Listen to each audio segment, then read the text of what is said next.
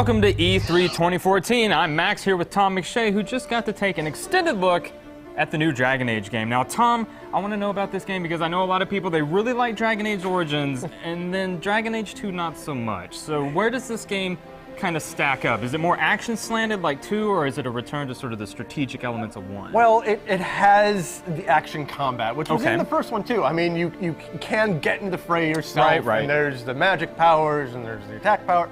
You can get right in the action, but then you can also zoom it out, and it has that tactical, like over-the-head camera, view. and you can direct, hey, I want the archer over here, I want the rogue vanishing behind the big dude. Like, you can do all that stuff. So it's tactical all the time. It's just a matter of, if the enemies are weak or whatever, you're gonna go in there and swing your club. Okay, so they're trying to like strike a balance then between the two different styles instead of being so skewed to the action side. Yes, it looks like it strikes a good balance of that. So then what did you, is what you saw similar to what they showed in the prepresentation, or was it a completely new area? It was in the presentation, but it was expanded, so we got to see more of the dragon fight, and we got to see more of just walking around. This world is gorgeous. So they walked around, and I didn't want them to even do anything. Did they give you any sense of scale? Well, they did the whole thing with like, this section here is bigger than all of Origin, but I don't. It's like 200 Dragon Ages all mixed into. I don't care.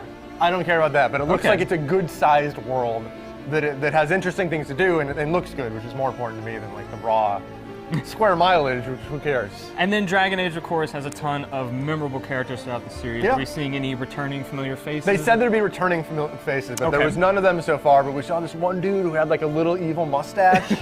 Was it waxed? Was he doing moves the entire time? He's apparently a good guy, but we will see about that. So this is a weird game for me because everything I saw looked incredible. Sure. Like absolutely incredible.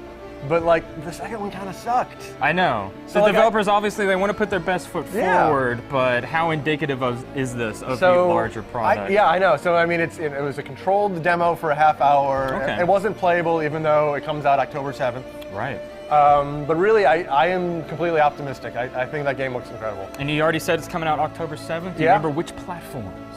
I mean, I don't know if it's previous gen, but it's current gen and PC. Alrighty, folks. Well, of course, keep it locked to GameSpot.com for our ongoing coverage of E3 2014.